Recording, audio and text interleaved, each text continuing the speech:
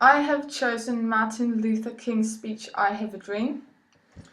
And the speaker in this speech is Martin Luther King Jr. And he was born in January, 15th of January 1929, and he died April the 4th, 1968. And he was a priest at the Baptist Church in Atlanta, and he received a bachelor's degree from Morehouse College in 1948. Yes, the occasion is Lincoln Memorial, where Martin Luther King spoke in front of 250,000 civil rights supporters during a freedom march called the Great March on Washington. In Washington, and they fought for jobs and freedom and equality. So the time and place was August the 28th, 1963, and the genre is a speech.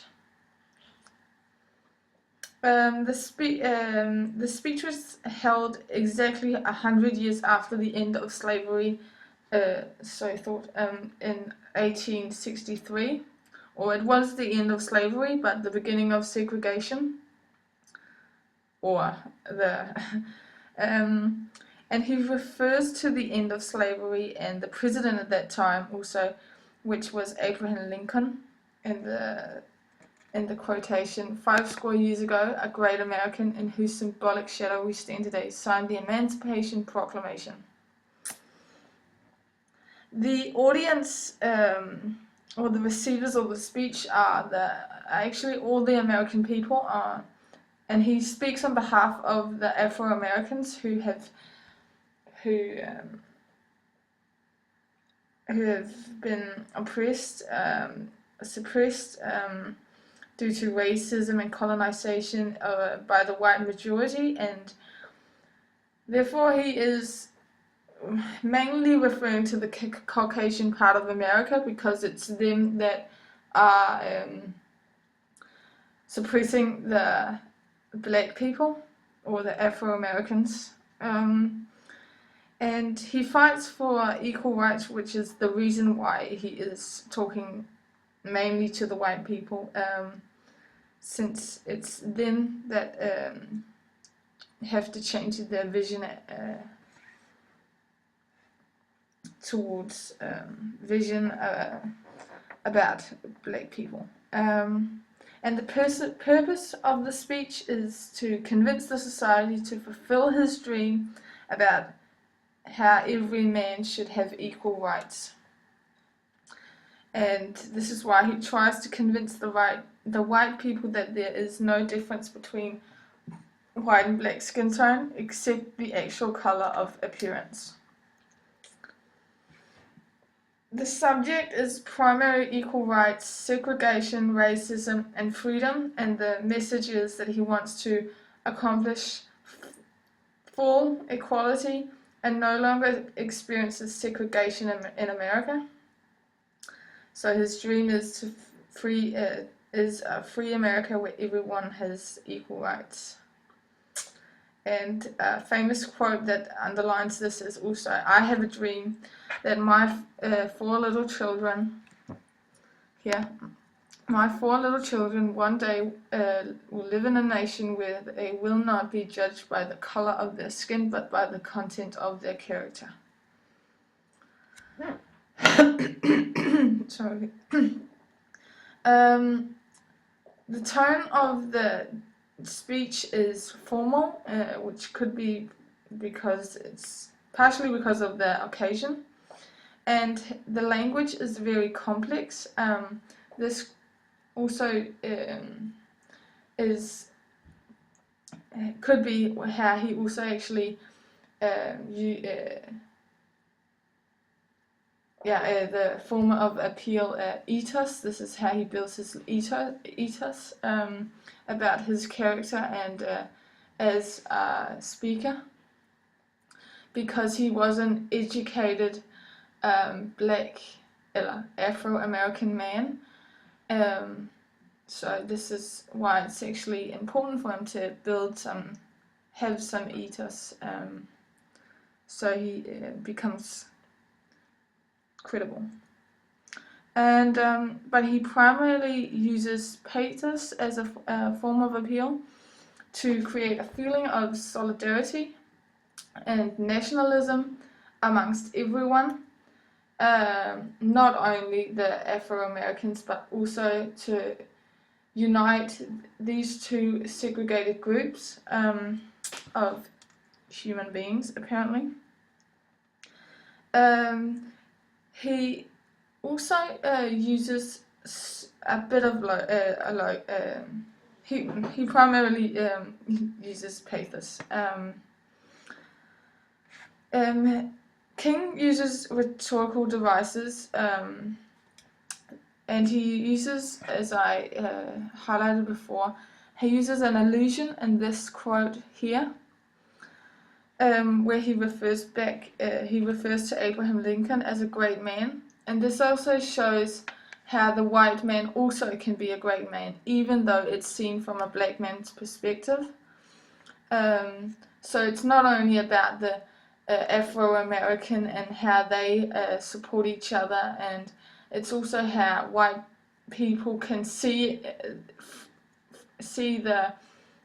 the life of Afro-American from their point of view, and also to show how it's possible for white people to actually change their perspective on this segregation, and it also supports Luther's message about equality and freedom, because they both were freedom fighters. And Lincoln, he gave this speech about civil rights and freedom precisely 100 years before Martin Luther King did, so it made great sense for King to highlight that fact. King incorporates a lot of metaphors and symbols. This is to captivate the audience's interest, but also understanding of the purpose he has, where he, by the use of metaphors and along with these symbolic references, emphasize his message in the speech about how to fight segregation and discrimination without violence, to achieve this complete freedom. And an example of a metaphor is this highlighted right here. This momentous decree came as a great beacon light of hope to millions of Negro slaves who have been seared in the flames of withering injustice. And the momentous decree, this is where he refers to the Emancipation Proclamation, but it unfortunately didn't change the conditions of the Afro-Americans, African Americans.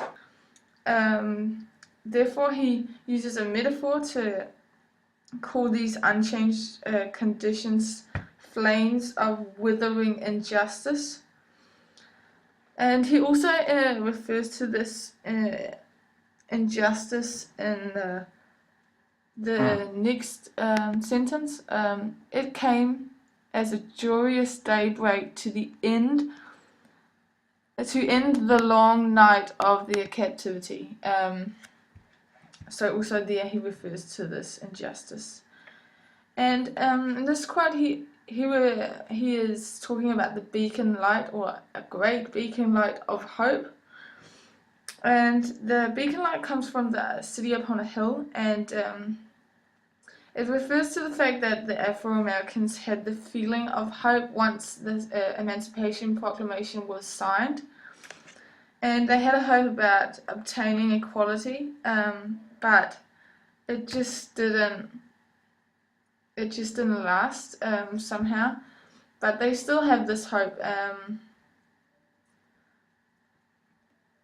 hopefully, or he's trying to build this hope up again because King has a dream. And the beacon light is if actually also further it is extended in this quotation as a joyous daybreak. And also this is a simile because he compares the great beacon light to a joyous daybreak. So it's sort of like it breaks the whole normal living of an Afro-American. Another metaphor is from here.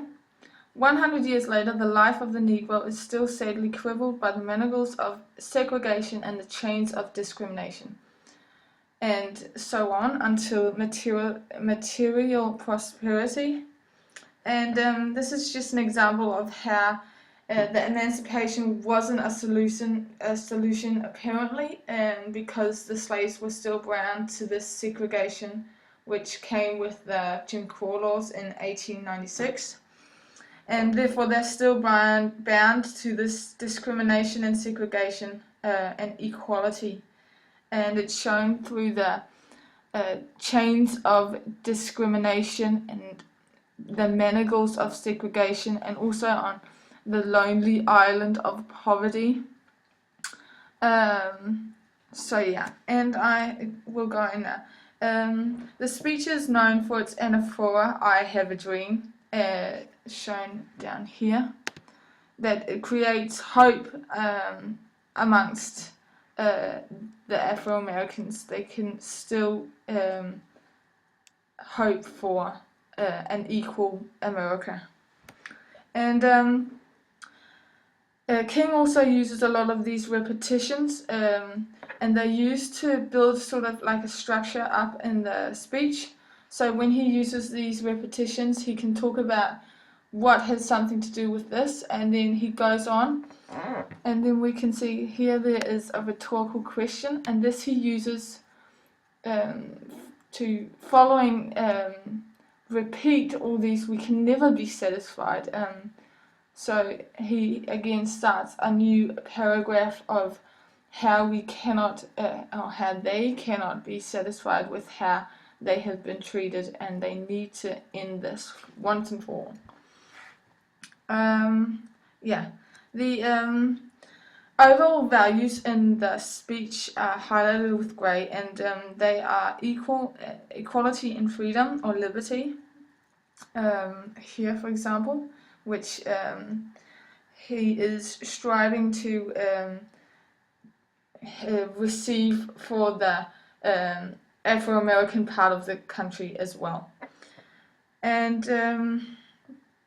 this was over here. There's an example of this can-do spirit that also is an American value.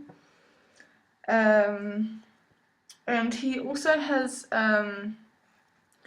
references to the founding fathers, also white men, which shows again that he is not only about the Afro-Americans. It says, and this will be the day when all of God's children will be able to sing with new meaning. My country's to this of thee, sweet land of liberty, of thee I sing, land where my fathers died, land where the pilgrims ride, from every mountain let freedom ring. Also metaphor. So this is, pilgrims are referenced back to the very early settlement, wanting religious freedom, and this just also shows how it is the founding fathers he's referring back to.